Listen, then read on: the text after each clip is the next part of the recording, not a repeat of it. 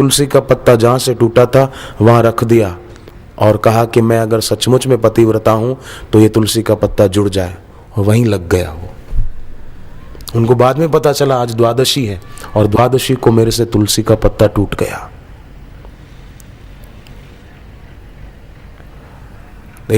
द्वादशी, पूनम, अमावस्या, रविवार, 4 दिन तुलसी तोड़ना वर्जित है। बाकी के दिनों में तोड़े तो ओम सुप्रभाय नमः, ओम सुभद्राय नमः।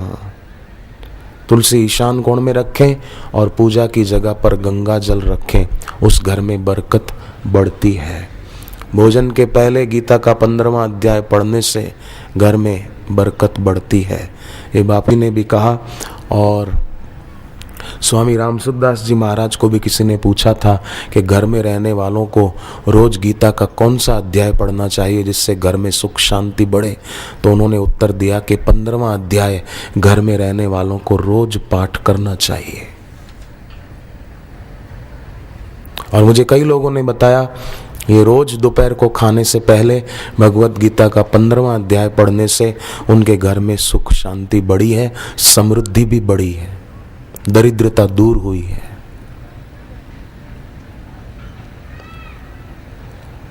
शास्त्र के अनुसार जो जीवन जीता है वो सुखी होता है, वो न लोभी होता है, न मोही, न अभिमानी। तो याद रहे, जो किसी भी समय हमसे छिन सकता है, छूट सकता है, उसको अपना मानकर हम अपने को लोभी नहीं बनाएंगे, मोही नहीं बनाएंगे और अभिमानी भी नहीं बनाएंगे। विनाश की वेदना से अगर बचना है तो अज्ञान की सीमा को पार करना होगा। और बिना सदगुरु के और गुरु की दीक्षा के इस अज्ञान की सीमा को पार नहीं कर सकते। संसार के सभी मनुष्यों को साधन सुलभ है, परंतु साध्य का ज्ञान न होने के कारण सारी दुनिया में आप देखो साधनों का दुरुपयोग हो रहा है। जिन आंखों से मंदिर में भगवत दर्शन करने चाहिए थे, सत्संग में सदगुरु के दर्शन करने चाहिए थे, उन्हीं आंखों से फिल्में देख रहे हैं लोग। जिन कानों के द्वारा सत्संग सुनना था, उससे फिल्म के गीत सुन रहे हैं। इस साधन का दुरुपयोग है। तो साधन का दुरुपयोग दुनिया में इसलिए कर रहे हैं लोग, साध्य का ज्ञान नहीं है। साध्य का ज्ञान सत्संग में होगा ना, गुरु की शरण में बैठने से होगा। थिएटर में जाकर बैठे तो साध्य का ज्ञान नहीं होगा, साध्य से आदमी विमुख हो जाएगा, दूर हो जाएगा। जुड़े हुए ईश्वर से संबंध जो है जुड़ा हुआ, उस जुड़े हुए संबंध को भूल जाएगा और जोड़े हुए में फंस जाएगा। संसार में संबंध जोड़ा हुआ है, कॉलेज में जोड़ देते संबंध, ये मेरा दोस्त है, ये मेरा फ्रेंड है, ये मेरी फ्रेंड है, इससे हम शादी करने वाले हैं। जोड़ते हैं संबंध, और जोड़े हुए संबंध आसक्तिवश जो जोड़े हैं वो संबंध व्यक्ति को रुलाते हैं।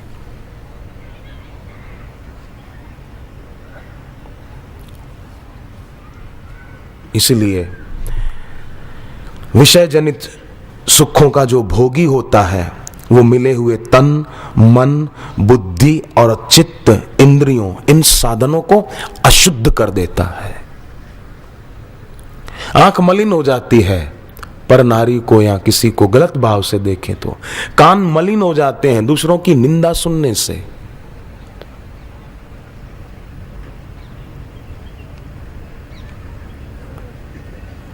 इसलिए सजाग रहना। साधन अशुद्ध हुए हैं तो साधनों को शुद्ध किया जाए।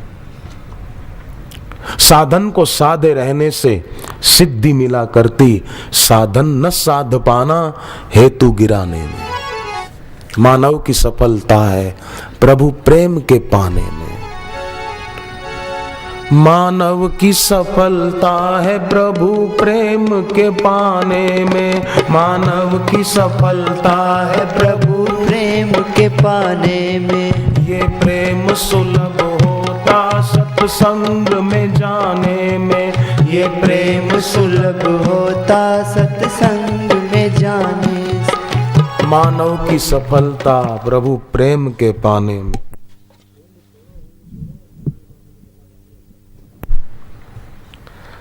तो जिस आदमी को ईश्वर के योग की अभिलाषा है,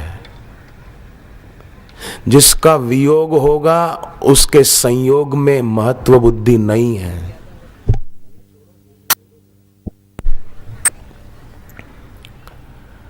जिसका वियोग निश्चित है उसके संयोग में जिसकी ममता नहीं है, और जिसको ईश्वर से जो नित्य योग है उसका अनुभव करने की जिसकी अभिलाषा है, वही व्यक्ति इन साधनों को पवित्र बनाता है। आंख को, कान को, जीभ को, मुख को, हाथों को, पैरों को, मन को, बुद्धि को, इनको वो शुद्ध बनाता है।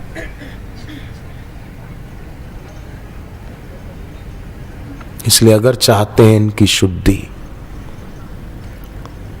तो गुरु की दीक्षा लेकर खाली बस हमने दीक्षा ले ली नहीं, अनुयायी मत बनना, शिष्य बनना। और शिष्य वो होता है जो अपने भीतर शिष्यत्व को जन्म देता है, नहीं तो आदमी अनुयायी होता है। अनुयायी नहीं बनना, सही अर्थ में शिष्य बनना।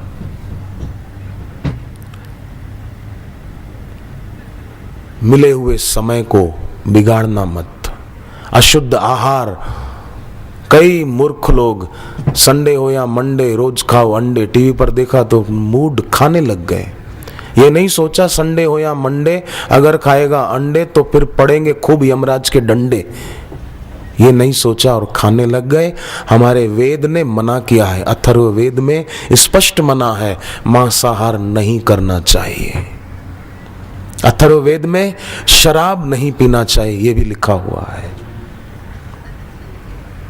जुआ नहीं खेलना चाहिए। शेयर बाजार वाले बेचारे रो रहे हैं, कितना रो रहे हैं, कितने परेशान हैं। कर्जे के भार से दबे पड़े हैं कई। बाहर से तो कार में घूम रहे हैं पर टेंशन बहुत है। बाहर से तो लगे एसी गाड़ी में या एसी रूम में बैठे हैं पर भीतर अशांति का हीटर चालू है। कि क्या करें, बहुत कर्जा है। तो याद रखना, जो मन सांसारिक वस्तुओं को अपना मानने का साधन है, वही मन भगवान को और गुरु को अपना मानने का साधन है। उसी मन के द्वारा जो बुद्धि सांसारिक वस्तुओं का ज्ञान प्राप्त करने का साधन है, वही बुद्धि परमात्मा विषयक ज्ञान प्राप्त करने का साधन है।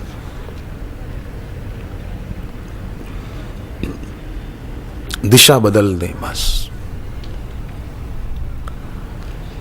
आपको यहां आना था तो आपने केवल घर को, दुकान को, बाजार को पीठ दे दी, इस तरफ मुख कर लिया, इस दिशा में, तो आप यहां पहुंच गए। मंदिर जाना होता है, हनुमान जी के मंदिर में या शिव जी के मंदिर में, तो आप घर को पीठ देते हैं, चलते जाते हैं, मंदिर पहुंच जाते हैं। उसी प्रकार मुझे एक प्रसंग याद आया। स्वामी शरणानंद जी महाराज थे, जिनको महात्मा गांधी भी सुनने जाते थे। वो स्वामी शरणानंद जी महाराज एक दिन बैठे थे तो उनसे एक युवक ने प्रश्न किया कि महाराज भगवान कहाँ हैं? संत ने कहा तुम्हारे पीछे। वो तुरंत घूम गया, मेरे पीछे? अरे बोले महाराज है तो नहीं, आप मजाक कर रहे हो। बोले मैं मजाक नहीं कर रहा, सच बोल रहा हूँ, ईश्वर तुम्हारे पीछे खड़े हैं। तो फिर घूम गया, बोले महाराज है तो नहीं।